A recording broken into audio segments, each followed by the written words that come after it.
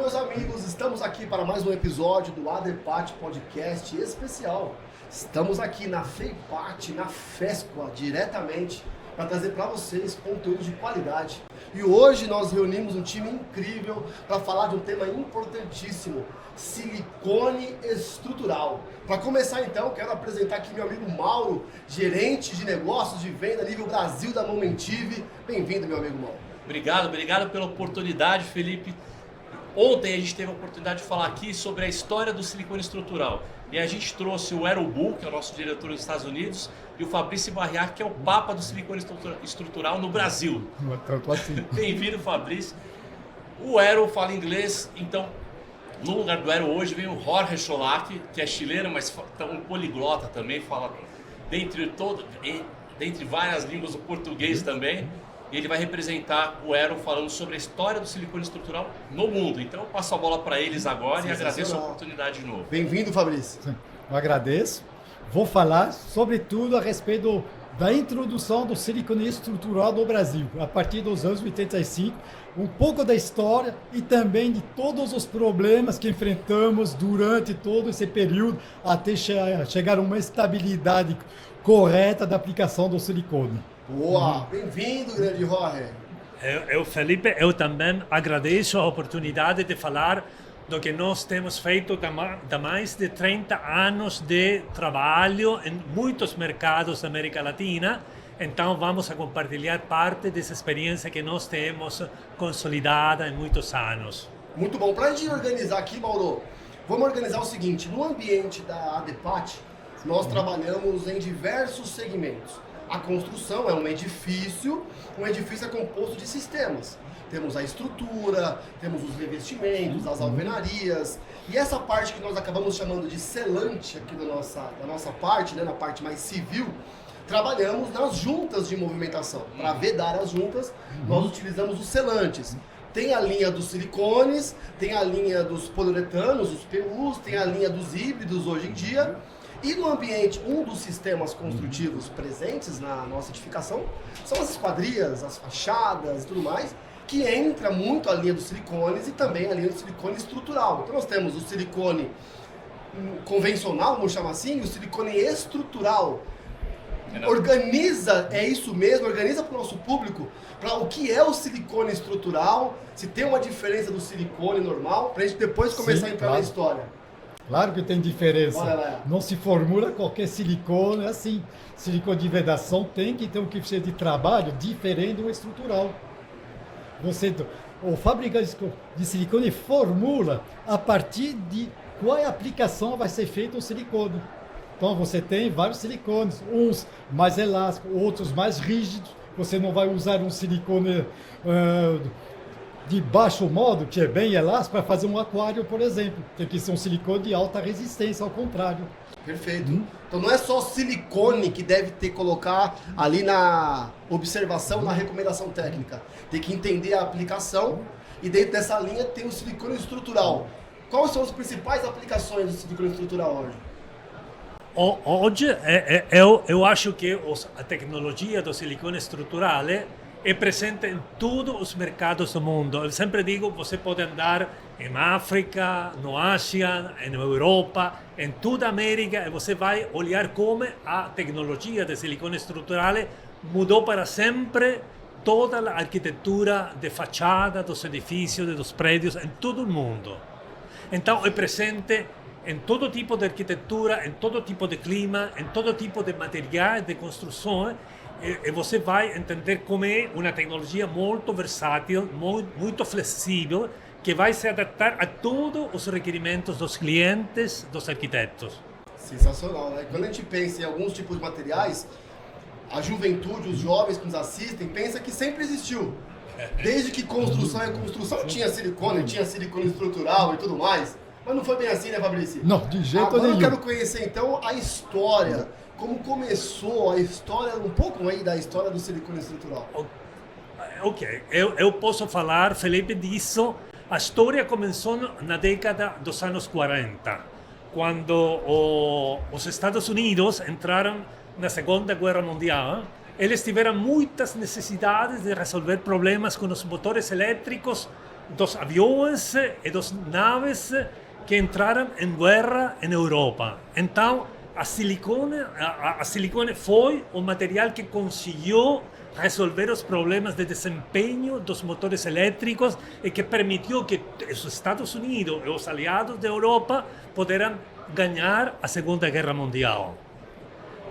Finalizada a Segunda Guerra Mundial, nós tivemos muitos desenvolvimentos em outras indústrias, a indústria textil, a indústria das pinturas, e após você tive muitos outros desenvolvimentos, tive graxas, tive resinas, tive borrachas, tive fluidos, muito desenvolvimento dos anos, da segunda metade da década dos 40 à década dos anos 50. Esses são os momentos fundacionais da tecnologia de silicone.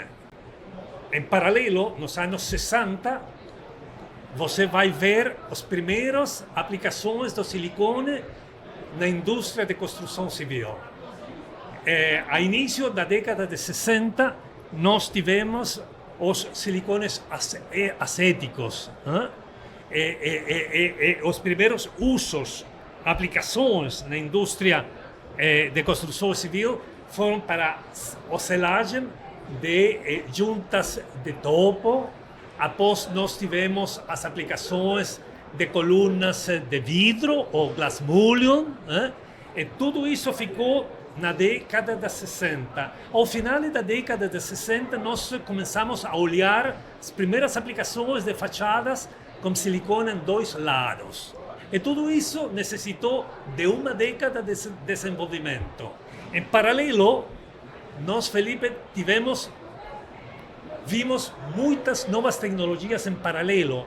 A tecnologia do aço estrutural, que permitiu ter estrutura de aço, a tecnologia dos elevadores, a tecnologia dos vidros flotados, e todas essas tecnologias convergeram para permitir que os arquitetos e os projetistas pudessem criar todas essas torres verticais que agora você pode olhar em todas partes do mundo. O primeiro fachada 4 lados de silicone estrutural aconteceu a início dos anos 70. Ao mesmo tempo, nós mudamos da tecnologia acética para a tecnologia neutra. Por que isso é muito importante para toda a gente que está ouvindo isto? É porque a tecnologia acética é corrosiva, não é compatível com o concreto, não é compatível com a alvenaria, não é compatível com os plásticos, com muitos substratos da arquitetura. Então, a indústria dos fabricantes de silicone tiveram que mudar, trocar a tecnologia acética para uma tecnologia muito mais flexível, muito mais rica, e nasceu a silicone neutro. Entendi.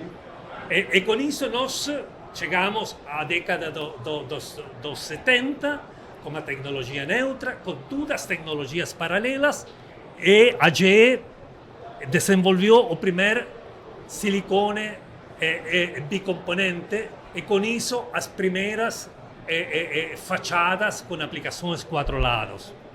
Jorge, deixa eu te fazer uma pergunta, só para continuar essa história. O silicone, os selantes, né? Vamos falar de selante, você falou bem, né? Porque selante tem várias tecnologias de selante. Hoje a gente São vários tipos de selantes. Hoje a gente está falando só de selante de silicone, não estamos falando de selante híbrido, de selante de PU. Polisulfeto. Então, sobre o selante de silicone, Jorge, qual foi a primeira aplicação no mercado de construção do selante de silicone? O que ele substituiu? Que eu acho bastante curioso falar para o público. Ok. Que usava antes, né, do silicone. Felipe, nós temos dois momentos diferentes. A metade dos anos 60, nós tivemos janelas muito pequenas com um selante de vedação que era feito com a tecnologia acética. Muito simples, uma janela muito pequena, mas para olhar a primeira aplicação de silicone estrutural, nós tivemos que esperar até o ano 1973, que foi uma obra, um projeto da GE Silicone, e por primeira vez no mundo, uma empresa, um fabricante, deu toda a segurança para apoiar e suportar o primeiro projeto de silicone estrutural 4 lados no mundo inteiro, com uma tecnologia neutra. Que hoje se usa o silicone estrutural para poder fazer a aderência, a fixação dos vidros em fachadas de pele de vidro e tudo mais. Na né? verdade, o silicone, o selante de silicone substituiu, Fabrício, a massa de vidraceiro, não é? Primeiro o silicone serviu para substituir a massa de vidraceiro. Verdade. Na medida que a massa de vidraceiro foi substituída por silicone, primeiro que eram os acéticos e depois os neutros, porque os neutros tinham compatibilidade com vidro. A evolução dos vidros também ocorreu nesse tempo. Antes era tudo vidros temperados, depois começou a ter vidros laminados, refletivos, com películas metalizadas. Então tinha que ser um silicone neutro para não atacar essa metalização vinil butiral, que era aquele Que é o PVB que une PVB as para duas unir lâminas as de lâminas vidro de vidro. laminado. Exatamente. Então não podia ter ataque porque apareciam aquelas folhinhas em borda dos vidros. Na verdade, ainda existe hoje a tecnologia acética, existe o silicone Existe. acético, e ainda existe aplicações equivocadas. Nas nossas inspeções na área da patologia, ainda encontramos edifícios que aplicaram erroneamente o silicone de tecnologia acética, que tem a sua aplicação, mas não para a área de fachada, não para áreas que tem um ataque de UV, porque ele vai se degradar, vai soltar, que a gente chama de maneira mais simples, aquele óleo, mancha os revestimentos que eles estão aplicados, Na verdade. ele tem o seu desgaste, e ainda a gente encontra hoje aplicações equivocadas, por isso que é importante a gente trazer Na essa verdade, informação. Felipe, o manchamento é causado pela liberação do ácido acético. Esse é o ponto. Ele não libera óleo, ele libera ácido Então, a acético. gente fala popularmente assim, ácido mas ó, acético. como que é, Sim, tecnicamente o ácido acético. Que É é por muito isso que tem o coxo. silicone ácido acético e o neutro. O acético libera ácido acético. E ataque superfícies E ataque. frágeis. Mas voltando para a história do silicone estrutural que a gente estava falando aqui, ô Jorge, a gente começou substituindo a massa de vidraceiro e 10 anos depois a gente percebeu que aquele silicone que a gente usou na vedação para substituir a massa de vidraceiro continuava flexível, aderido, em bom estado. E foi daí que, agora te devolvendo a bola, que começaram as aplicações em dois lados no começo, 2 lados encaixilhados e 2 lados colados, foi isso? Com certeza, com certeza. Isso é muito importante porque o polímero de silicone é conhecido como um polímero inorgânico, então ele não ele pode resistir à radiação UV. Nós temos um programa de monitoragem de prédios feito nos anos 70 e nos anos 80, e após mais de 50 anos, Felipe, nós já podemos olhar que toda a silicone após de mais de 50 anos continua tendo um comportamento, um desempenho ótimo. E isso é uma condição única do polímero inorgânico de silicone neutro. Então, é isso o que permite que toda a inovação da arquitetura, da construção civil, que você vai olhar substratos todos os anos diferentes, fenólicos, tem produtos naturais, produtos sintéticos. Então, você necessita um polímero muito flexível para se acomodar e poder trabalhar com toda essa tremenda fluxo de inovação tecnológica em todos os campos da construção civil. É por isso que nós proponemos a solução de silicone neutra alcoxy, que é conhecida tecnicamente na indústria. Excelente, porque a gente chama isso no ambiente da construção civil, com base na norma de desempenho, que é a vida útil daquele sistema e daqueles materiais. Então o silicone neutro, colocado adequadamente, um silicone de qualidade, proporciona uma vida útil mais estendida para aquela edificação, e aquele material tem uma durabilidade maior. Tem uma explicação simples por causa da durabilidade do silicone. Todos os selantes são oriundos da química do carbono. O silicone é oriundo da química do silício. O que é o silício? A areia, é o vidro. O vidro também não degrada com os anos. Faz sentido. Então é por isso que o silicone realmente resiste anos e anos. É o único produto que é permitido para colar de vidro em fachada. Então, dentro da linha dos selantes, o silicone é o que apresenta maior durabilidade, Maior resistência maior UV, resistência por isso UV. maior durabilidade. exatamente, por causa dessa situação Exatamente. vem do silício. Exatamente, é a E não química do carbono. carbono. Exatamente. Então, não modifica as propriedades mecânicas, elásticas e a adesão. E como você tem uma taxa de inovação muito elevada agora no mundo inteiro, você não pode ter como em Roma, em Itália, o Coliseu de 2000 anos. Sim. A vida útil dos prédios vai ficar em 50 anos, porque após 50 anos você tem uma taxa de inovação tecnológica que vai fazer obsolescência. Faz sentido. Então, nós temos já uma tecnologia aprovada de mais de 50 anos para garantizar que toda a vida útil que você pode planejar para um prédio vai ter a proteção da silicona neutra de GE. E nós podemos dizer que da criação ali do silicone neutro, nós estamos falando então da década de 70, Nos anos 60. anos 60, Acético nos anos 60, na década de 60. O primeiro neutro foi ao início dos anos 70. 70. E desses primeiros silicones neutros, tecnologia das 70 para cá, o próprio silicone neutro Volte a mudou, dizer, se muito. transformou. Muito, Mudou. muito. Mudou bastante. Muito. Nesse momento, os prédios eram baixos e começou a construção vertical muito, muito alta. Esbeltez maior. Então você necessitava uma capacidade de produção, uma produtividade muito elevada. Então você necessitava passar de um sistema monocomponente a um sistema de curado químico bicomponente para ter mais velocidade de aplicação de construções e de ganhar tempo.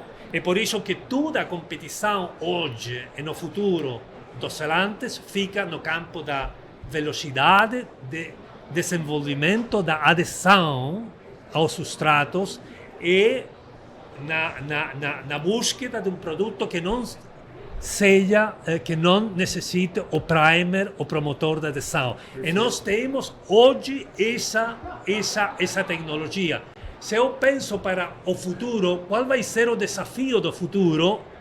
Eu acho que vai ser, talvez, encontrar um produto monocomponente que tenha todos os benefícios dos bicomponentes. Então, que seja muito rápido em obter adesão a todo tipo de substrato, mas também que você não necessite a aplicação do primer, do promotor de adesão. É rápida na adesão. E nós, Reação química e nós super acelerada. gostamos de competir por desempenho Sim. com estas propriedades.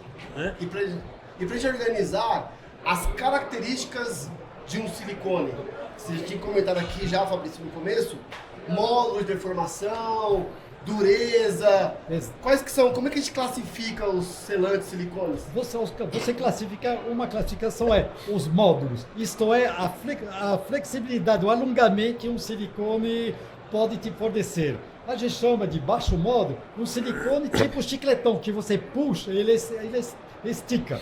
Por exemplo, uma junta de dilatação, onde tem muita movimentação. Você tem o grosso do mercado, são silicones de médio módulo, quer dizer, que atende mais ou menos a todas as exigências. E você tem o silicone de alto módulo, são aqueles bem rígidos. Para quê? Para que justamente os substratos não se mexam. Tipo, um aquário, você não quer que os vidros ficam se mexendo. É um silicone muito resistente. Colagem de vidro, é a mesma coisa. Não pode ter o seu vidro sendo um chiclete na fachada. Então são silicones de rigidez maior e com grande aderência. Porque você tem que garantir a estabilidade inteira da fachada. Então são esses silicones. Aí você sai do monocomponente, que é o silicone normal, e você teve que transferir essa mesma tecnologia para um silicone de bicomponente, que tem a mesma característica, alta resistência, alongamento e alta adesão. Espetacular. Isso é a evolução. Professor, mas explica um pouquinho melhor o bicomponente, o que é o bicomponente, o que é o monocomponente? O monocomponente é um selante formulado para aplicação, eu diria, mais manual. O monocomponente é aquele silicone geralmente de vedação, aplicado, por exemplo, em cartucho. Você faz a aplicação dele, ele reage com a umidade do ar. Aí forma uma película e devagarzinho vai descendo até o fundo. E enquanto a reação química se faz, a reação de aderência nos substratos acompanha também a adesão.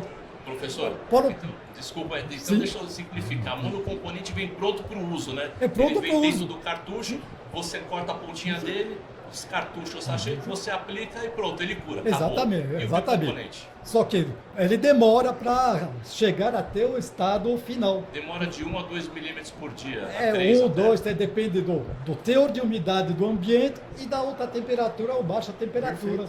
Mais é frio, mais devagar ele vai reagir, mais é quente, mais rápido ele vai E o reagir. bicomponente? Um bicomponente é um outro sistema de reação química, onde você tem, a princípio, um produto que é uma base, onde tem toda a borracha de silicone em si, e do outro lado, uma outra embalagem que contém o que a gente chama o catalisador, que é um componente dos promotores de adesão e de todos os reagentes para fazer a reação química. Uma vez misturar os dois, você faz imediatamente, transforma essa mistura mole numa reação e vira borracha rapidamente. Então vai para o local de aplicação São dois produtos. Dois produtos que são Tem um misturados. equipamento Misturador. que faz essa mistura imediata. Exatamente. Misturou, encaminhou os dois componentes, misturou no bico, Exatamente. aplicou, a reação já começa. É imediato, com uma é imediato, rapidez exatamente. Por isso que o Jorge falou que o mundo ideal é você ter a velocidade do bicomponente com a praticidade do mono, entendeu? Então esse seria o futuro. O melhor dos dos O melhor dois dos mundos. mundos, isso. Dois mundos, a coisa melhor. A eficiência do bicomponente com a facilidade do monocomponente. Mas Felipe, eu gostaria também de compartilhar um conceito favor. que é muito importante para entender que quando você faz a aplicação do silicone em um substrato, você tem após uma reação química e a molécula da silicone vai reagir com a molécula do substrato e você vai ter uma ligação química. Então, é por isso que você tem uma transformação na fronteira dos dois materiais e vai suceder muitas coisas químicas. A gente E os diz materiais se vão, funde, silicone se funde com o substrato. vão ficar ligados quimicamente e vão trabalhar juntos para resistir todas as cargas do elemento. Com toda certeza. O selante, o silicone, né, é um material que se aplica em uma junta ou no processo de colagem de algum material, no caso o vidro, moldado em loco. Então a gente faz essa moldagem em loco, então tem essa facilidade de tomar a forma, por isso que é importante usar. Mas eu também tenho uma questão que é a preparação da base, né, para receber o silicone. A gente vê muitos erros de aplicação utilizando excelente material, produto de altíssima qualidade e que vem a ter problema. Nós a classificamos no mundo da patologia de edifícios, falha de coesão ou de adesão. Adesão é quando nas bordas descolam, coesão quando racha no meio, vamos chamar assim, né? Muitas vezes no meio é por causa do módulo e na verdade, esqueci o termo, fator de forma. E selante precisa ter o seu fator de forma, ele não pode ser tão fino, nem tão grosso, né? Espesso, a espessura dele precisa ser controlada e também tem esses problemas, mas a falha de adesão muitas vezes vem por causa do problema da preparação das bases. Você trouxe o Prime como uma das possibilidades. Quais são as preocupações que se tem na... Antes do Prime, o segredo de uma boa adesão Por favor, conte aqui. É a limpeza do substrato. É importantíssimo você limpar perfeitamente o substrato. Por quê? Se o substrato seja alumínio, metal, vidro, se tiver qualquer camada oleosa ou outro material, a reação química não vai se fazer com o substrato. Vai ser feita em cima daquela camada suja. Então o segredo da adesão é limpeza, limpeza e sempre limpeza. Eu aprendi a limpar, e vou falar aqui agora, se eu estiver errado, podem me corrigir.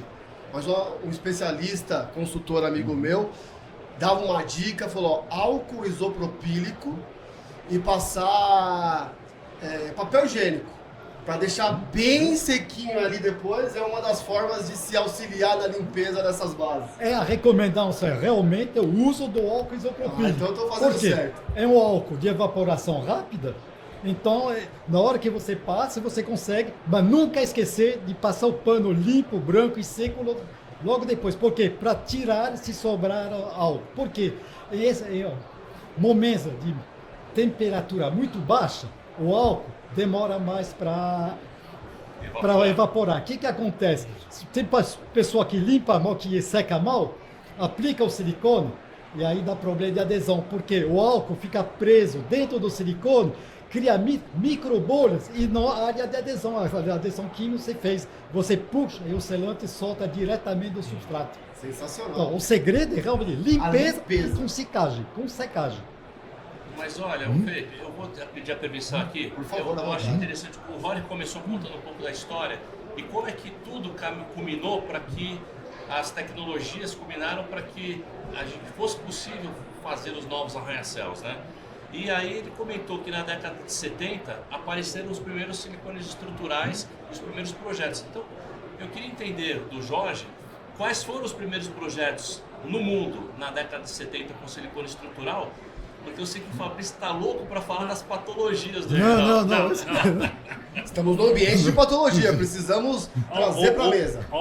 O primeiro projeto de silicone estrutural 4 lados é oficialmente o Instituto de Arte de Chicago, nos Estados Unidos. Então, é uma tecnologia desenvolvida nos Estados Unidos. E após você tem dois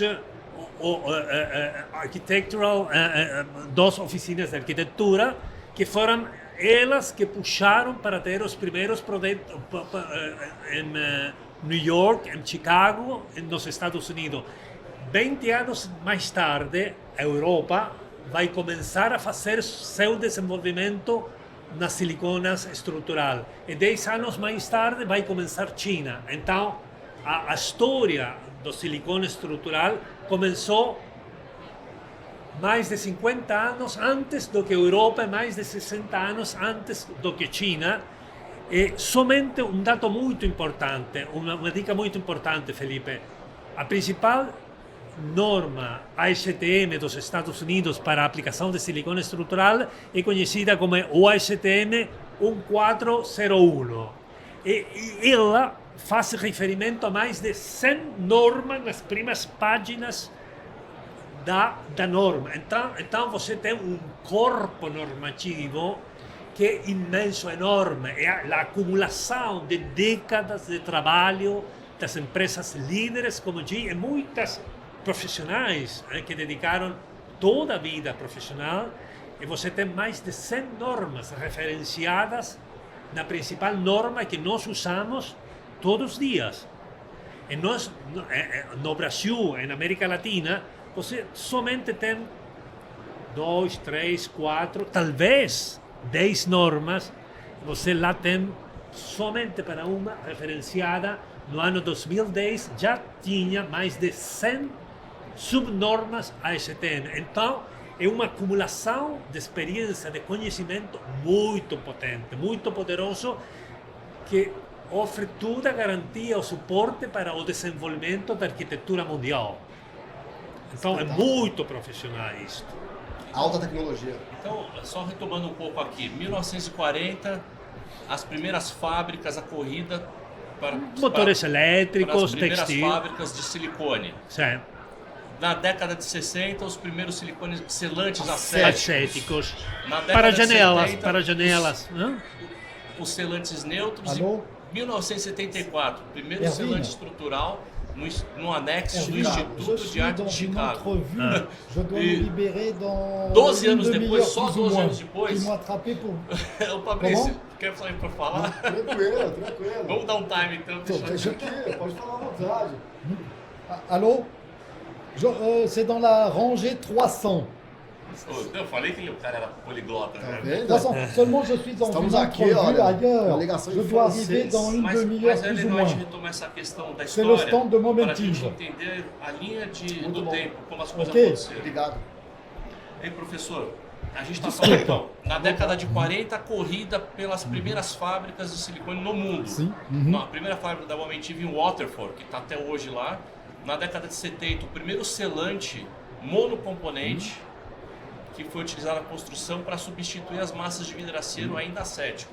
60. 60, na década de 60. 10 anos depois, aquele selante estava bom, mudou Estrutural. a tecnologia para o silicone neutro. O que é importante entender que você não conseguia fazer as grandes torres se você não tinha os elevadores, o aço, todas, o vidro flotado. As tecnologias combinaram para que isso fosse Todas possível. convergeram para fazer isso possível. Em 1974, primeiro prédio com os vidros colados dos 4 lados sem fixação mecânica. Sim. Porque antes houveram alguns prédios com os vidros colados com fixação mecânica. Mas aí não vale. 12 anos depois, aí o que aconteceu aqui no Brasil em 1986, Fabrício? 85, 86. Primeiro projeto no Brasil com silicone estrutural. Esse conhecido como marco da Avenida Paulista é o Citibank da Avenida Paulista. É um projeto americano, por causa que o Citibank, empresa americana, quis implantar um projeto inovador no Brasil. Empresas, Alcan, que foi o fornecedor do alumínio, levou o pessoal dos Estados Unidos justamente para ser treinado a fazer esse novo tipo de obra. Então veio toda a tecnologia de perfis, de esquadrias, além do silicone, que era um silicone estrutural diferente do silicone comum. Qual é a diferença do silicone estrutural? Justamente uma resistência a alongamento maior e maior adesão e resistência à ruptura. Qual o fator de resistência do silicone estrutural versus o silicone neutro comum? Normalmente, de norma, o silicone estrutural exige uma resistência mínima de 7 kg a força por centímetro quadrado. E o comum? O comum pode variar de 2, 3, 4, 5 centímetros quadrados, 5 kg por centímetro quadrado. É um silicone de resistência muito mais elevada. Três vezes. Mas o que é muito importante nisso é que os polímeros, quando têm cargas cíclicas, ocorre um fenômeno de fatiga de material.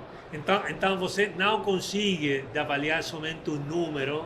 Se você faz assim, é muito simples. É verdade. Você tem que fazer a simulação de 50 anos de trabalho, elongação, compressão, elongação, com chuva, com contração, alongamento, contração, alongamento. Tem que estudar o comportamento do polímero baixo as condições de serviço reais durante uma vida útil de 50 anos. Não tem sentido de fazer ou aplauso, não significa nada.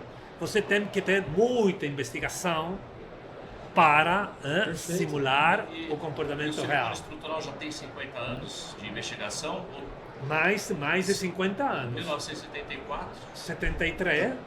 Estamos aí nos 50 anos. 50 anos. 50 anos. Então, o primeiro prédio construído está aí há 50 Foi anos. entregado em 74. Os primeiros marcos foram colados no 73. Então, 51 anos. 51 anos. E aí, Felipe, foi isso, o primeiro prédio na Paulista. Mas há controvérsias. Tem quem acha que fez o primeiro prédio antes, né? Então, você comentou outro dia, o primeiro prédio que tinha um tamanho significativo. Foi o primeiro marco. Um marco no Brasil, exatamente. O porte é maior, foi uma obra. Anos. Exatamente. A história da construção civil é recente. No Brasil, foi um marco mesmo. Inclusive, eu acompanhei esta obra, eu vi engenheiros dizendo para mim, não vou passar mais na Vida Paulista. Pode cair vidro. Por quê? Entendi. O pessoal estava acostumado... Colar vidro com silicone? O pessoal estava acostumado à fixação mecânica. É o vidro encaixilhado. E nesse caso, é uma fixação química. Quem é que vai acreditar numa fixação química? Dá medo. Mas deu certo, né? Deu certo, mas o pessoal nessa época não estava acostumado. Como qualquer algo que é inovador, exatamente, traz essa questão da insegurança e precisa romper essa barreira. Inclusive, depois do Citibank, ficou mais ou menos uns 2, 3, 4 anos quase sem obra. O pessoal olhava, aguardando ver se ia cair vidro. Exatamente. Já tive reunião com consultora e uma pessoa de esquadrias indo discutir com a consultora e a consultora olhando falou: não acredito nesse sistema, vai dar problema. Mas essa é a história, né? Se nós pegarmos décadas atrás, nós vamos conseguir conhecer a história do edifício Martinelli, quando o próprio Martinelli tomou o desafio de construir um prédio enorme, um arranha-céu para os moldes da época, e ninguém confiava que aquele prédio ia ficar de pé. Exatamente. Ele falou, então eu vou morar lá em cima, porque eu confio no que nós estamos construindo. Décadas depois, é o vidro. E hoje, amanhã, virão novas tecnologias que terão os mesmos desafios, mas precisarão de profissionais como o Fabrício, que confiam no projeto, como o Jorge, que vivem a história e falam, eu sei do que nós estamos fazendo. Vamos executar e vamos fazer bem feito. Exatamente. Então, depois de 3 a 4 anos, começou a se criar uma confiança e começou a se fazer colagens controlados sem problema nenhum. Sem problema, absolutamente errado. Que é o que eu queria dizer. Vamos pro final aqui, ó, falar que você ia trazer o último bloco falar sobre patologia. Problemas que ocorreram. Primeiro, era uma tecnologia completamente desconhecida de todo mundo. Desde o dono da fábrica de esquadrias até os responsáveis da fábrica para fazer a aplicação de silicone. Perfeito. Sempre começou a se dar treinamento, segredo, limpeza, acompanhamento. Mas você já entrou numa fábrica onde a peãozada mal paga vai fazer uma limpeza correta? Esfregar o perfil, ouvido corretamente? O controle de qualidade. O controle de qualidade era difícil. Onde eram coladas as obras inicialmente? Por falta de espaço nas fábricas, a colagem dos vidros começou a ser feita dentro do subsolo das obras. Sim. O subsolo, então, o segundo, o terceiro andar. Não é um ambiente controlado. Absolutamente. Ao lado da colagem, o pessoal jogava saco de cimento. Sobe poeira. Poeira e tudo. O controle disso foi muito difícil. Tinha que controlar a aplicação do silicone, tinha que controlar a limpeza do local. E foi um período complicado, onde obviamente apareceu um problema, desadesão, por quê? Porque realmente havia falha de aplicação. Mas o problema das falhas de adesão foram diagnosticados como um problema de execução. Geralmente ela foi de execução. Nessa época, já começou a se querer normatizar o silicone. Isto é, começar a racionalizar a aplicação, exigir que a aplicação seja feita da melhor maneira possível. Começaram a aparecer consultores de esquadria que se interessaram pelo movimento e começaram a exigir cada vez mais cuidado. Foi lá nos meados, inclusive dos anos 90, que começou a se pensar numa normatização da colagem de vidro. Professor, quem foram os primeiros consultores? Eles vieram antes da norma? Tinha alguns consultores, mas os consultores que existiam eram aqueles acostumados com vidro encaixilhado, com aquela famosa tampa enorme, fixada na frente dos vidros. Paulinho, você vê aqueles caixinhos, perfil de alumínio, aquela tampa e tudo. Exatamente, vedado com massinha de vidraceiro, coisa assim. Quando veio essa tecnologia, esses consultores que eu posso citar, o Mário Newton, Paulo Duarte, Nelson Firmino da Alcoa, foram eles que começaram a se preocupar que haja uma evolução e uma disciplina dessa aplicação que era realmente considerada perigosa. Porque é mais fácil controlar uma fixação mecânica, parafuso, do que uma fixação química. Então, a partir desses movimentos, começou a se exigir cada vez mais diminuir as obras no local para fazer as obras dentro das fábricas de esquadrias. E, no mesmo tempo, começou a se discutir a norma. Demorou uns 10 anos para sair a norma, em 2009. Porque sentavam consultores, fabricantes de silicone, pessoal de esquadrias, e se discutia isso, aquilo, e se via problema, o fabricante de silicone queria mais isso, outro queria mais aquilo. Então a norma demorou muito tempo para ser montada. Mas na medida que o tempo ia passando, os controles melhoraram. A partir dos anos 2000, já se colava melhor. Não quer dizer que se colava bem, se colava melhor. A tecnologia dos silicones também foram melhorando. Começou a sair do silicone estrutural monocomponente. Em 93 foi feito o primeiro prédio com silicone bicomponente, que é o famoso Centro Empresarial do Aço, no terminal da Conceição, do metrô. Na frente, um prédio grande de vidros azuis. E aí os próprios selantes de silicone estrutural bicomponente começaram a ter a sua evolução também, né, professor? Exatamente. Por quê? Quando você colava inicialmente com silicone monocomponente, qual era o problema? Você colava, tinha que fazer pilhas e colava, vamos dizer, uma média de 50, 60 vídeos por dia. Uma média razoável. Você tinha pilha, dezenas de pilhas de vidro, que eram pilhas que subiam até 1,5 metro. Então, ocupava um espaço gigantesco. E a razão que se colava em obra do subsolo é que você tinha espaço. Dentro das fábricas de esquadrias, era tudo apertado, não tinha esse espaço. E demorava de 5 a 7 a 10 dias para poder levantar o quadro para levar para instalar. Então, imagina o pessoal querendo colar toda semana, chegava um momento que você não tinha espaço. Não tinha como. Com o bicomponente entrando em serviço, aí você colava e consegue utilizar o módulo com mais rapidez. No dia seguinte você conseguia levantar e instalar. Embora toda recomendação do fabricante de silicone recomendar que ficasse parado pelo menos uns 3 dias. Mas na prática, esqueça. Ele sabe disso. Eu gostaria também de falar é importante ter isso em consideração.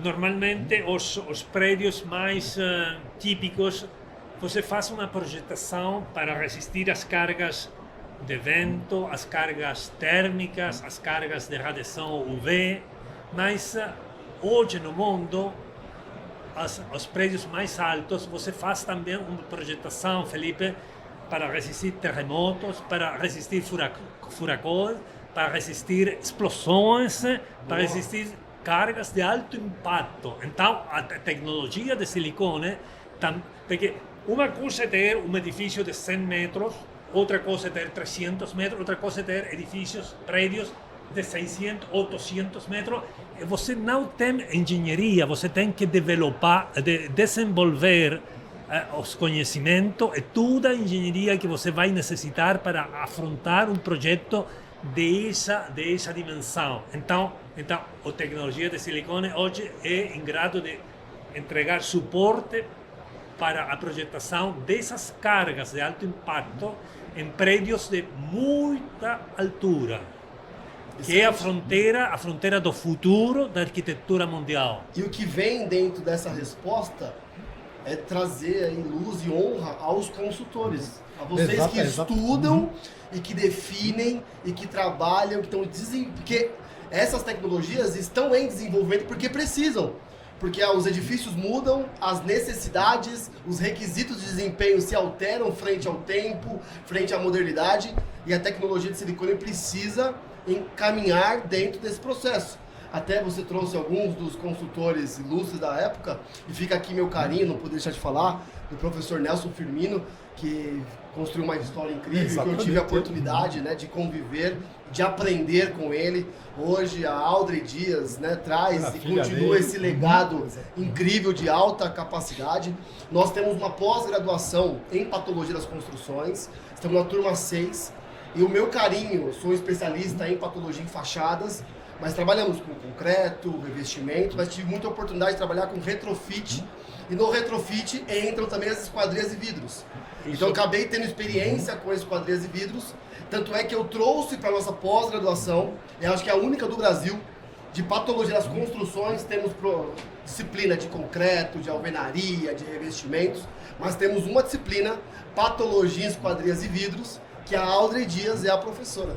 Eu acho, Felipe, que você somente teria que falar não somente do retrofit, você tem que também falar do conceito de recladding. Nos Estados Unidos, você tem muitos projetos. Então, após a vida útil do prédio, você diz a tecnologia da envolvente, a tecnologia da fachada não é mais razoável. Temos que mudar e trocar tudo isso. Então, você modernizar. Faz o recladding, irradia tudo e coloca uma nova pele na fachada. Aqui a gente está chamando isso de retrofit. Não é somente um retrofit localizado, é mudar para uma tecnologia velha para uma tecnologia do futuro. É a troca da fachada. Já tivemos aqui a gente está várias chamando obras. isso exatamente de retrofit. No mercado mundial, você vai falar do recladding. Cladding é a pele, recladding é mudar a pele, recladding. Nós fazemos isso. E o retrofit é mais global. Mais localizado, a reparação, a reparo, renovação. mais um reparo. O teu conceito ele é mais localizado. Aqui no português, aqui virou, no Brasil, o retrofit virou até um verbo, retrofitar. O retrofit. Tanto é que temos uma experiência que eu tive a oportunidade de coordenar na Avenida Paulista, o edifício Avenida Paulista, que foi construída há uns 60, 70 anos, foi construída uma fachada, uma das primeiras, de esquadria de ferro, com vidro monolítico comum, float comum, e com uma estrutura coluna de alumínio na frente, para poder dar uma parte mais também até estética. Então era uma fachada de ferro. E ela com o tempo se degradou, corrosão, janelas maxilhar, vidro caindo e caía, né, em grandes placas, com muita... Ainda bem que era recuado o prédio. E o prédio entrou em um processo que a gente chama de retrofit, remoção completa desse sistema e aplicação de um novo sistema, aí sim de alumínio, no sistema stick, que foi utilizado lá, com vidros colados, né, com vidros aí aderidos, um sistema, claro, vidro laminado, segurança, com fator solar. Então a gente chama o retrofit, né? É isso que está falando que é o recladding. Ok, Espetacular. e nós, Felipe, temos que também falar da exigência da arquitetura. Hoje, os arquitetos não querem somente fazer as fachadas verticais, mas eles gostam das fachadas com inclinações, as fachadas com curva, dura. Que é difícil de fazer manutenção depois, diga-se de passagem. E a tecnologia de silicone tem que se adaptar para todas essas exigências da arquitetura.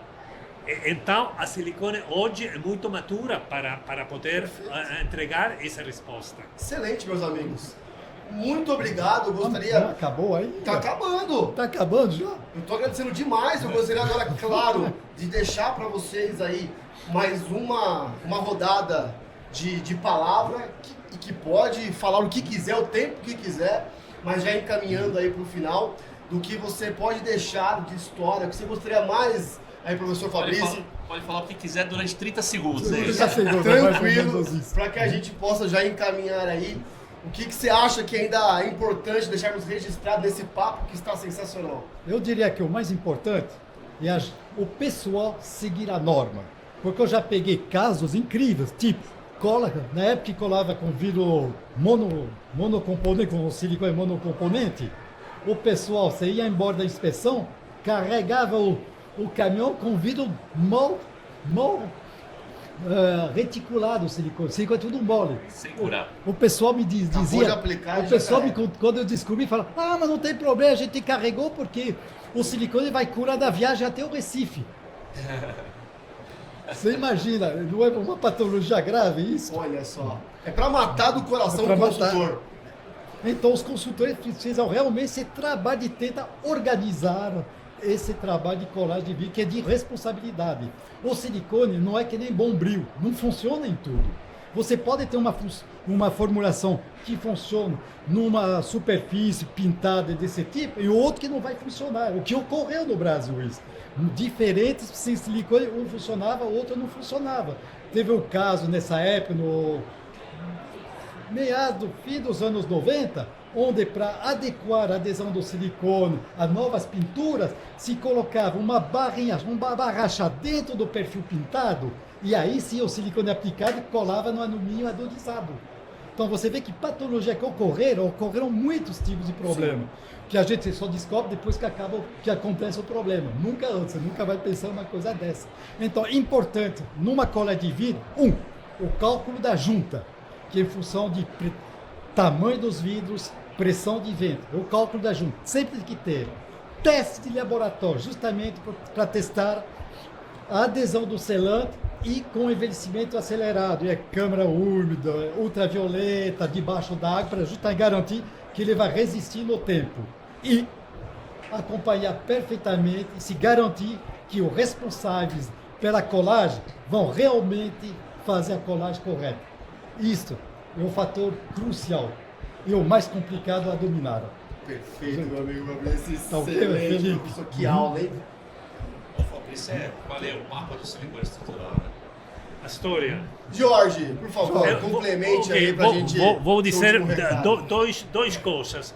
A primeira, após 30 anos na indústria de fachada, eu sempre tento dizer aos clientes que a coisa mais importante dos projetos de silicone estrutural é que eles não perdam nunca o controle da adesão do silicone ao substrato. É a coisa mais importante quando você tem o controle da adesão do polímero ao substrato, você pode ficar muito tranquilo, pode dormir muito tranquilo, porque nós temos feito muita investigação, muitos programas de monitoragem, muita gente, então temos muito estudada a solução. A única ligação potencialmente débil vai ficar na adesão. Então, se a gente que aplicar a tecnologia de silicona vai se enfocar no controle da adesão, eles vão poder dormir como um menino. Muito bem. E a última coisa que na arquitetura das fachadas, eu sempre digo, Deus mora nos detalhes. Quem não gosta dos detalhes, que não é focado, que não é disciplinado, dificilmente vai poder ter muito sucesso na indústria das fachadas, porque muitos fatores, muitas variáveis que você tem que controlar, coordenar. Então, Deus mora em todos os detalhes. Gostei. Somente isso. Excelente. Meu amigo Mauro, seu recado final e, por favor, fale também um pouco da Momentive, como ela está posicionada e quais soluções ela pode oferecer para a gente. Felipe, eu quero primeiro agradecer, o Fabrício está aposentado, agradecer o Fabrício por ter aceitado o desafio de vir até São Paulo, sair lá de Nova Friburgo, lá daquele sossego para pegar esse trânsito. Não tem mais. Para falar da história do silicone estrutural ontem no nosso evento. Agradecer o Jorge Cholak, que é um maior técnico aqui na América Latina e dá o suporte para a gente nessa área de cálculos e patologias também. E te agradecer pelo espaço. A gente não contava com esse espaço, agradecer você, o Zé Miguel que nos apresentou. Grande Zé Miguel. Muito obrigado pelo espaço, parabéns pelo evento, tá muito legal. A FEIPAT eu não tive a oportunidade de conhecer ainda, porque a gente está com o stand. Mas amanhã, sabadão, eu vou dar uma volta, vou me permitir dar uma volta, conhecer a feira, conhecer a FEIPAT. Daqui a pouquinho tem também uma apresentação de dois amigos nossos que vão falar de um tema importante, que é sobre a patologia da contaminação do EPDM no silicone estrutural. Isso é bastante grave. Eu sei que é uma dos nossos medos. O primeiro, obviamente, é descolagem. Isso é o pavor. E para finalizar, depois dos agradecimentos, complementar. Eles já falaram tudo, né? Mas, Fabrício, você tem razão, a gente tem que seguir as normas. As empresas precisam seguir as normas. A norma está sendo revisada, eu faço parte do grupo de revisão. Ela foi feita em 2009, a gente está tentando, já estamos há muitos anos nessa batalha, estamos quase nos finalmente. Quem sabe mais uns 2 anos a gente conclui, mas um dos maiores pontos é seguir os controles de qualidade que os fabricantes colocam, que a norma pede. E fazendo isso não tem que ter medo, né? As coisas vão acontecer de maneira natural, a tecnologia já está aí validada por décadas, não por anos. Espetacular. Obrigado. Muito obrigado, Jorge, professor Fabrício, Mauro. Obrigado pelo carinho, pela presença. Certamente aprendemos muito aqui neste podcast sobre silicone estrutural e muito mais nós teremos nos próximos episódios. Fique aqui, sigam nas redes sociais a Momentive, o pessoal vai dar todas as explicações para vocês terem acesso a materiais de qualidade. Um forte abraço, boa feira para todos nós e tchau!